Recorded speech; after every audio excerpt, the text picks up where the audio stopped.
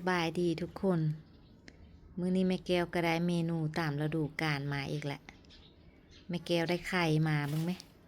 ไข่อ่อนๆปุ้งไหมหอมงามเลยแหละเป็นเส้นสวยรวยอยู่ซะแม่แก้วสิเห็นมุกกินเนาะจังน้อยก็สิส้มสิทับสิล้างส่วนสิได้กินก็ตอนแรงพุ่นแหละเฮ็ดเมนูเกี่ยวกับมุกไข่นี่บ่แม่นสิได้กินง่ายๆได้ส่วนสิเฮ็ดสิแล้วใช้ความพิถีพิถันหลายขั้นหลายตอนไข่มันงามหอมๆเลยเฮาจับแนวนี้นะส่งกลิ่นหอมห่วยๆซะหอมคล้ายๆใบเตยเนาะแต่ว่าไข่นี่จะเป็นกลิ่นหอมอ่อนๆที่มีเอกลักษณ์เฉพาะตัวเลยกลิ่นหอมของไข่นะ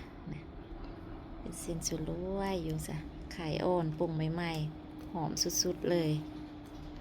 มื้อแรงพุ่นแลนี่จริงสิได้กิน